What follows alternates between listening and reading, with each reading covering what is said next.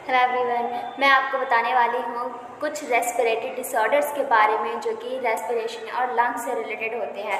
सबसे पहला अगर हम बात करें तो अस्थमा होता है। अस्थमा में बेसिकली होता क्या है, ये क्रॉनिक डिसऑर्डर होता है जिसकी वजह से इसमें क्या होता है कि हमको इनहेल करने में प्रॉब्लम फेस करना पड़ता है। यानी कि इसमें बेसिकली ये होता है कि हमारा जो ब्रोंकियोल्स और ब्रोंकिस जो कि लंग्स के पार्ट होते हैं उनमें इन्फ्लेमेशन मीन्स की स्वेलिंग हो जाती है और स्वेलिंग होने की वजह से हमें सांस लेने में दिक्कत महसूस होती है।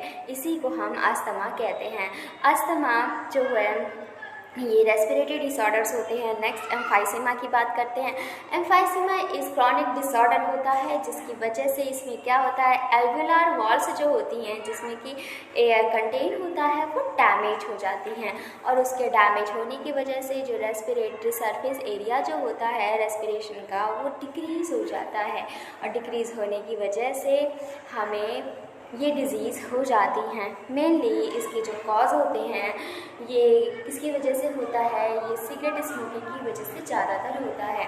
और एक और आता है लास्ट, जिसकी हम लास्टली बात करें तो वो आपका आ जाएगा इंडस्ट्रीज़ में बहुत सारा उसको कहते हैं ऑक्यूपेशनल रेस्पिरेटरी डिसऑर्डर कहते हैं, क्योंकि ये इंडस्ट्रीज़ में स्टोन ब्रेकिंग का काम चलता है जो कि large amount of the dust particles को प्रोड्यूस करते हैं और ये large amount of dust particle produce होने की वजह से लॉन्ग पीरियड ऑफ टाइम तक अगर वर्कर्स ऐसे सिचुएशन में काम करते हैं तो उनकी इम्यूनिटी जो होती है इस तरह के डस्ट पार्टिकल्स को बर्दाश्त करने की कम हो जाती है और इम्यूनिटी कम होने की वजह से उनका जो लंग होता है ये मेनली डस्ट पार्टिकल्स उनके लंग्स को डैमेज कर जाते हैं और लंग्स के डैमेज होने की वजह से इनको सीरियस लंग डिजीज़ हो जाता है और ये लंग डिजीज़ जो होते हैं जिनकी वजह से ये प्रॉपर ब्रीथिंग नहीं कर पाते हैं।